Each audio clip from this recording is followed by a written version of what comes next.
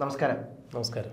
ഒരുപക്ഷെ കാലത്തിൻ്റെ കാവ്യനീതി എന്ന് പറയുന്നോളം നമുക്കറിയാം, നിലവിൽ പ്രതിപക്ഷ നേതാവായി നിൽക്കുന്നത് പിണറായി വിജയനാണ്. ഒരു കാലഘട്ടത്തിൽ ഈ പറഞ്ഞ പോലെ പിണറായി വിജയനേക്കാൾ വളർന്നു വരുന്ന ഒരാളായിരുന്നു കോടിയേരി ബാലകൃഷ്ണൻ. അന്ന് അദ്ദേഹത്തെ ഒതുക്കിയത് ഇത്തരത്തിൽ പല കാര്യങ്ങൾ പറഞ്ഞുകൊണ്ടും അദ്ദേഹത്തിൻ്റെ മകനെതിരെ പല കേസുകൾ വന്നപ്പോഴും അന്നെല്ലാം ആ വിഷയത്തിൽ പാർട്ടി ഇടപെടുന്നില്ല എന്ന് പറഞ്ഞുകൊണ്ട് അത് കൃത്യമായി ഉപയോഗിച്ച ഒരു നേതാവാണ് പിണറായി വിജയൻ.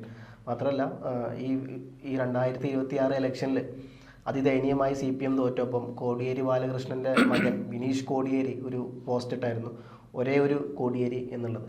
അപ്പോൾ നമ്മൾ നോക്കിക്കഴിഞ്ഞാൽ കാലം എങ്ങനെയാണ് അതിൻ്റെ നമ്മൾ കർമ്മ എന്നൊക്കെ പറയുമല്ലോ, അടിച്ചാൽ തിരിച്ചടി ഉണ്ടാകും എന്ന് നമ്മൾ പറയാറുണ്ട്. അപ്പം യഥാർത്ഥത്തിൽ പിണറായി വിജയൻ്റെ കാര്യത്തിലും ഇത് സെയിം സാധനം തന്നെ സംഭവിക്കുന്നത്. അന്ന് ഈ പറഞ്ഞ പോലെ കോടിയേരിനെ, അദ്ദേഹത്തിൻ്റെ മകനെയും കുടുംബത്തെയും കൈവിട്ട പാർട്ടി ഇപ്പോൾ CPM നേതാവായിട്ടുള്ള പിണറായി വിജയനെ കൈവിടുമോ എന്നുള്ള വലിയ ചോദ്യചിഹ്നത്തിലാണ് നിൽക്കുന്നത്. കാരണം വീണ വിജയൻ്റെ കാര്യം വരുമ്പോൾ അത് ഈ പറഞ്ഞ പോലെ മകളിലോട്ട് മാത്രമല്ല അച്ഛനിലോട്ടും ഈ സാധനം ബാധകമാണ് എന്നുള്ളത്. കാരണം അന്ന് ഈ പറഞ്ഞ പോലെ ബിനീഷ് കോടിയേരിയുടെ കാര്യങ്ങൾ എത്തിച്ചേർന്നപ്പോൾ അദ്ദേഹത്തിൻ്റെ സ്ഥാനം, കോടിയേരി ബാലകൃഷ്ണൻ്റെ പല സ്ഥാനങ്ങളും പോയി, അദ്ദേഹത്തിന് പാർട്ടിക്ക് മുമ്പിൽ കീഴടങ്ങേണ്ടി വന്നു. അദ്ദേഹം മാറി നിന്ന് കൊടുത്തു. അതേ കാവ്യനീതി അത് എത്രത്തോളം കാവ്യനീതി ആകും എന്നുള്ളത് വലിയ ചോദ്യചിഹ്നമാണ്. കാരണം പാർട്ടിയുടെ ഏകഛത്രാധിപതി പിണറായി വിജയനാണ്. അപ്പോൾ അദ്ദേഹത്തിന് മീതെ ഇനി ഒരാളും ഇല്ല ചോദിക്കാൻ. അത് വളരെ കൃത്യമാണ്. അപ്പം ആര് ചോദിക്കും എന്നുള്ള ചോദ്യമുണ്ട്. പക്ഷേ അദ്ദേഹം ഒരു ധാർമ്മിക ഉത്തരവാദിത്വം എന്നുള്ള വലിയൊരു കടമ്പ അദ്ദേഹത്തിന് മുമ്പിലുണ്ട്. കാരണം അന്ന് കോടിയേരി ഈ പ്രശ്നം വന്നു കഴിഞ്ഞപ്പോൾ ഏറ്റെടുത്ത് അദ്ദേഹം രാജിവെച്ചായിരുന്നു. ഇന്ന് അതേ പ്രശ്നം അദ്ദേഹം പിണറായി വിജയൻ നേരിടുമ്പോൾ മകൾക്കെതിരെ വലിയ തരത്തിലുള്ള ആരോപണങ്ങളും, മകൾക്ക് എന്ന് പറയാൻ പാടില്ല, അതിൻ്റെ എല്ലാം വിരൽ ചൂണ്ടുന്നത് അച്ഛനിലോട്ട് തന്നെയാണ്. അപ്പം ആ അച്ഛനായിട്ടുള്ള പിണറായി വിജയൻ പ്രതിപക്ഷ നേതൃസ്ഥാനത്ത് നിന്നും മാറി നിൽക്കുമോ എന്നുള്ള വലിയ ചോദ്യചിഹ്നമുണ്ട്. എങ്ങനെയാണ് സാറ് ഈ വിഷയത്തിൽ കാണുന്നത്? ഫവാസ്, ഇത് നല്ല ഒരു ചോദ്യം, നല്ലൊരു സബ്ജക്റ്റ്. കാരണം ഇന്നിപ്പോൾ CMRL എന്ന കമ്പനിയും ഈ പിണറായി വിജയൻ്റെ മകൾ വീണ വിജയൻ എൻ്റെ കമ്പനിയായ എക്സാലോജിക്കും തമ്മിൽ നടന്നിരിക്കുന്ന ഈ സാമ്പത്തിക ക്രമക്കേടുകളാണ് നമ്മൾ ഉൾപ്പെടെയുള്ള എല്ലാ മാധ്യമങ്ങളും ചർച്ച ചെയ്യുന്നത്.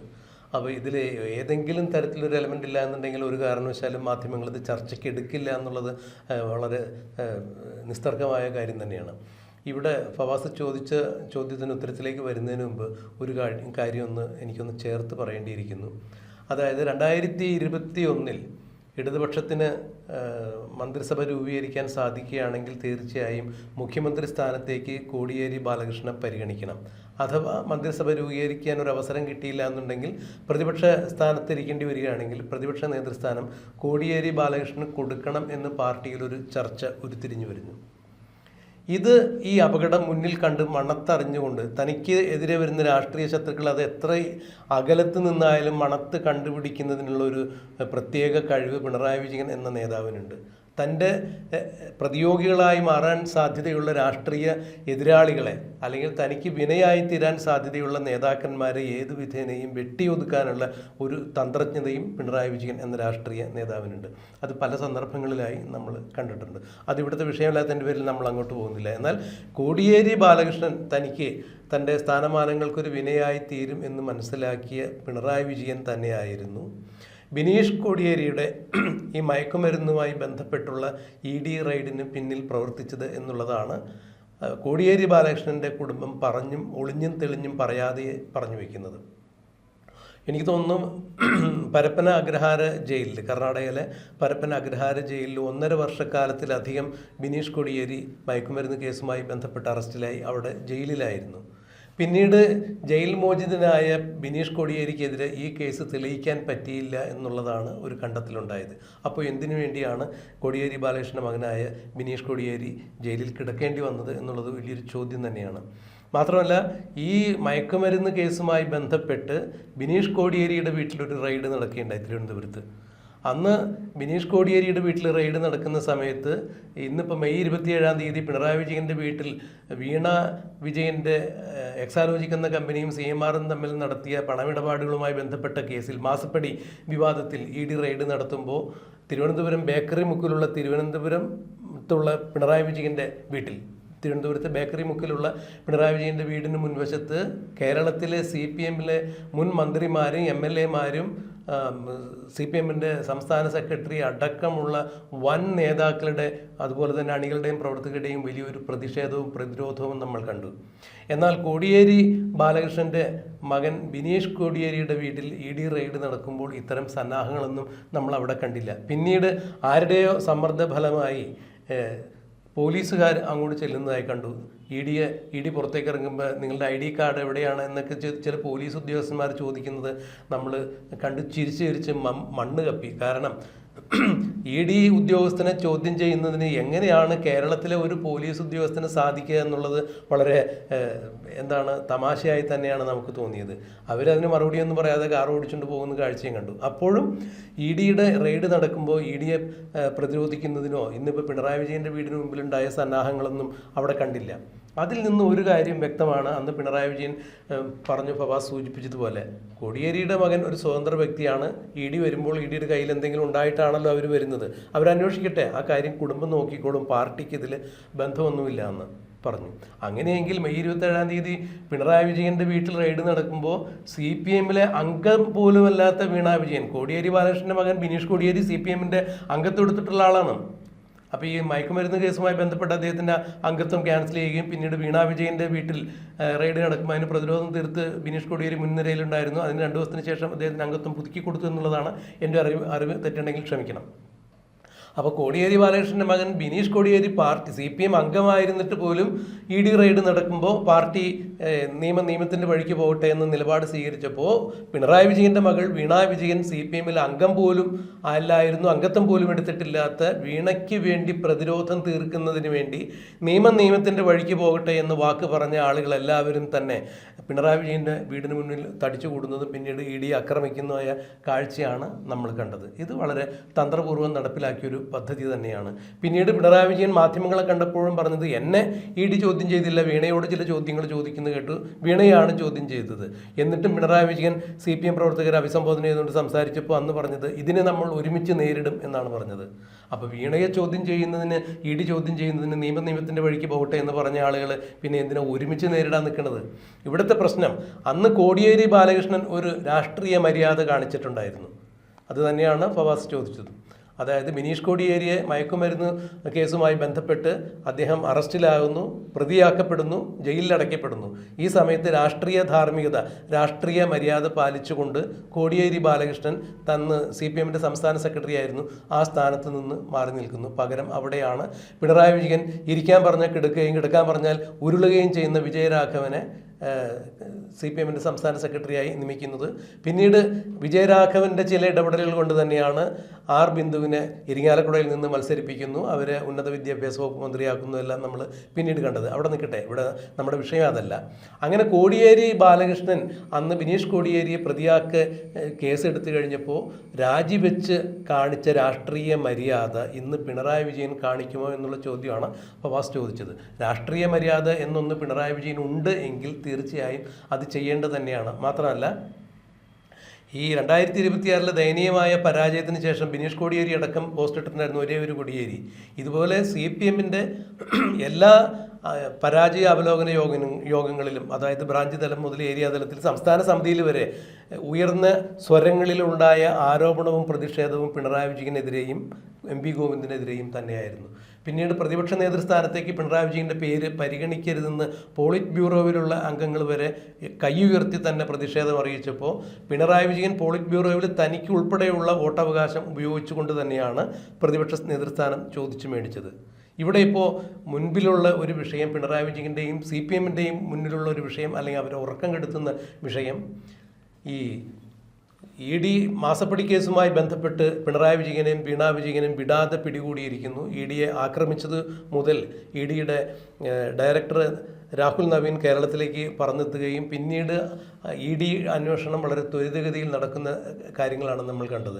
ഇവിടെ വീണ വിജയനിലേക്ക് ED എത്തുന്നു, 2 തവണ ചോദ്യം ചെയ്യൽ കഴിഞ്ഞു, അവരുടെ വീട് റെയ്ഡ് ചെയ്തു, അവരുടെ ഫോൺ പിടിച്ചെടുത്തു, ബാങ്ക് സ്റ്റേറ്റ്മെൻറ്റ്സ് പിടിച്ചെടുത്തു, അവരുടെ ബാങ്കിലെ പണം കണ്ടുകെട്ടുന്നു, അവരുടെ ലോക്കർ തുറന്ന് രേഖകൾ കൊണ്ടുപോകുന്നു. ഇങ്ങനെയുള്ള പല വിധത്തിലുള്ള അന്വേഷണ നടപടികളുമായി ED മുന്നോട്ട് പോകുമ്പോൾ യഥാർത്ഥത്തിൽ CMR-ൽ വീണ വിജയന് വെറുതെ പണം കൊടുത്തതാണ്, ഒരു സേവനവും ചെയ്തിട്ടില്ല എന്നവരും പറയുന്നു. വീണ വിജയനും സീരിയസ് ഫുഡ് ഇൻവെസ്റ്റിഗേഷൻ ഓഫീസിന് മുന്നിൽ ചോദ്യം ചെയ്യലിൽ ഈ കുറ്റം സമ്മതിക്കുകയും ചെയ്തതോടുകൂടി അങ്ങനെയെങ്കിൽ പിന്നെ ആരാണ് ഈ പണം വാങ്ങിയത്, എന്തിനാണ് CMRL വീണയ്ക്ക് പണം കൊടുത്തത് എന്നുള്ള രീതിയിലുള്ള അന്വേഷണം നടക്കുമ്പോൾ അന്ന് മുഖ്യമന്ത്രിയായിരുന്ന പിണറായി വിജയനിൽ നിന്ന് വഴിവിട്ട സഹായം കിട്ടിയതിൻ്റെ പേരിലായിരിക്കും വീണയ്ക്ക് പണം കൊടുത്തത് എന്ന നിഗമനത്തിലേക്ക് പോയാൽ പോലും അതിൽ തുടരന്വേഷണം നടന്നാലും ഇല്ലെങ്കിലും വീണ വിജയനെ ED പ്രതിയാക്കി കേസെടുത്തു കഴിഞ്ഞാൽ, ഇപ്പോൾ വീണ നിലവിൽ EDയുടെ കേസിൽ പ്രതിയല്ല, പ്രതിയാക്കപ്പെട്ടിട്ടില്ല. അവരുടെ പേരിൽ ED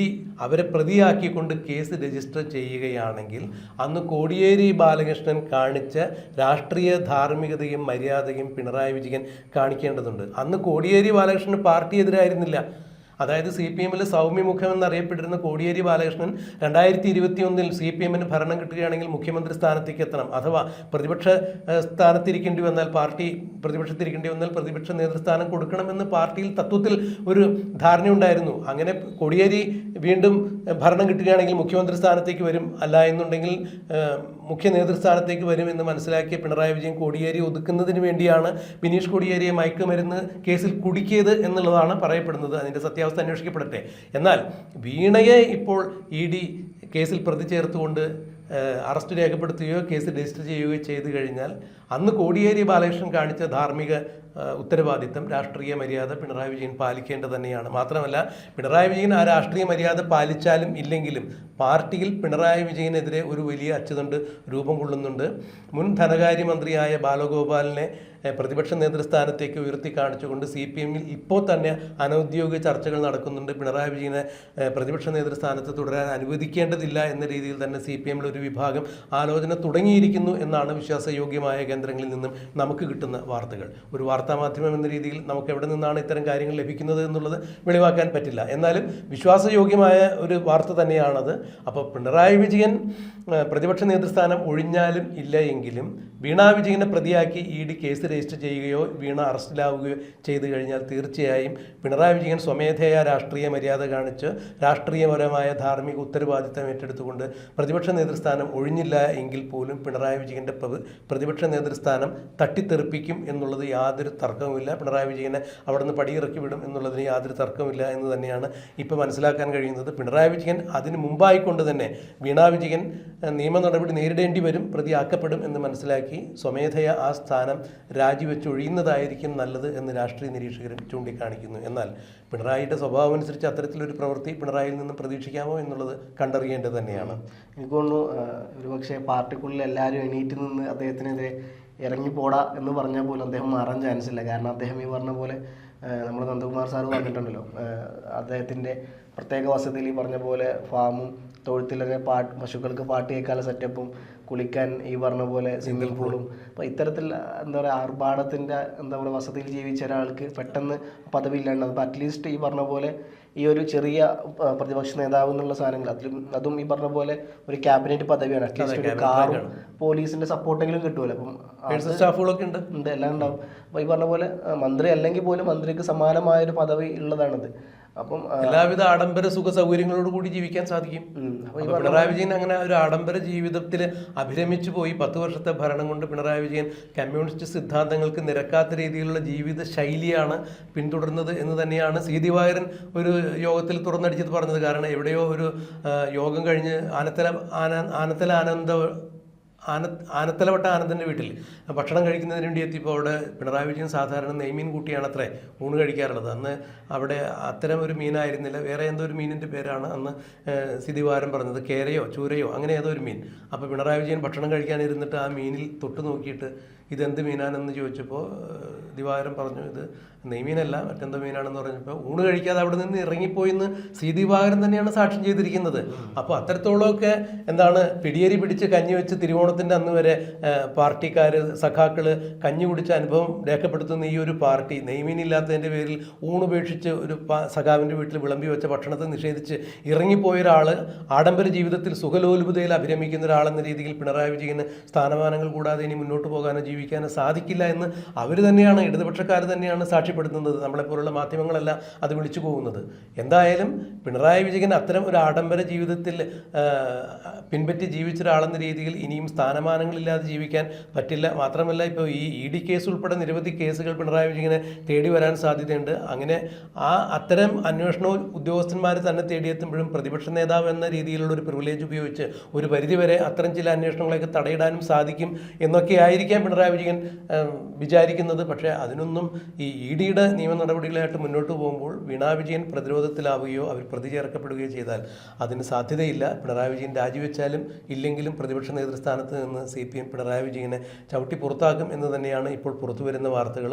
അത് മാധ്യമ ബൂർഷാസികളുടെ മാധ്യമ സിൻഡിക്കേറ്റിൻ്റെ സ്വപ്നം മാത്രമാണെന്ന് ഒരുപക്ഷെ നമ്മൾ കാണുന്നവർ വിലയിരുത്തിയേക്കാം. പക്ഷേ ഏതാണ്ട് ആ രീതിയിൽ തന്നെയാണ് കാര്യങ്ങൾ മുന്നേറുന്നത് എന്നാണ് നമുക്ക് മനസ്സിലായിട്ടുള്ളത്. എനിക്ക് തോന്നുന്നു ഈ പറഞ്ഞ പോലെ വീണാ വിജയനോട് പിണറായി വിജയനോട് എത്തുന്നതിന് മുമ്പ് അദ്ദേഹം രാജിവെച്ചാൽ അത്രയും ഭേദം അദ്ദേഹത്തിന് മാന്യമായ എന്താ നല്ല രീതിയിൽ ഇരിക്കും. കാരണം ഈ പറഞ്ഞ ആരോപണ വിധേയനായിട്ട് പിന്നീട് രാജിവെക്കുന്നതിനേക്കാൾ നല്ലത് ഇതെല്ലാം മുൻകൂട്ടി അറിഞ്ഞുകൊണ്ട് ഈ പറഞ്ഞ പോലെ കോടിയേരി കാണിച്ച ആ ഒരു മിനിമം മര്യാദയെങ്കിലും പിണറായി വിജയൻ കാണിക്കണം എന്നുള്ളത് പറയണം. പക്ഷെ അദ്ദേഹം കാണിക്കും. സാർ നേരത്തെ പറഞ്ഞ പോലെ ഇത്തരത്തിൽ ജീവിച്ച ഒരാൾക്ക് പെട്ടെന്ന് അതെല്ലാം ജീവൻ പോയാലും ഞാൻ ഈ എന്താ പറയുക ആർഭാടം വിടില്ല എന്നുള്ള തരത്തിൽ നിൽക്കുന്ന ഒരാൾ എത്രത്തോളം ഈ സാധനങ്ങൾ സ്വീകരിക്കുന്നുള്ള വലിയ ചോദ്യത്തിനോട് കിടക്കുന്നുണ്ട്. അല്ല, ഇത് നാണക്കേട് വിചാരിക്കേണ്ട ആവശ്യമില്ല. കേരള രാഷ്ട്രീയത്തിൽ തന്നെ കേരള രാഷ്ട്രീയത്തിൽ ഭീഷ്മാചാര്യൻ എന്ന് വിശേഷിപ്പിക്കപ്പെടുന്ന, കേരളം ആദരവോടുകൂടി എന്ന് ലീഡർ എന്ന് വിശേഷിപ്പിച്ചിരുന്ന K. കരുണാകരൻ രാജൻ കേസുമായി ബന്ധപ്പെട്ട് ഒരു അന്വേഷണ റിപ്പോർട്ട് വന്നപ്പോൾ അദ്ദേഹം രാജിവെച്ചു. ഇതുപോലെ വനംവകുപ്പ് മന്ത്രിയായിരുന്ന KP വിശ്വനാഥൻ, അദ്ദേഹത്തിൻ്റെ പേരിൽ ഉയർന്നു വന്നൊരു അഴിമതി ആരോപണത്തെ തുടർന്ന് അദ്ദേഹം രാജിവെച്ചു. എന്തിന്? ബാർക്കോഴ കേസിൽ KM മാണി രാജിവെച്ച ഒഴിഞ്ഞ സംഭവം നമ്മുടെ മുന്നിലുണ്ടല്ലോ.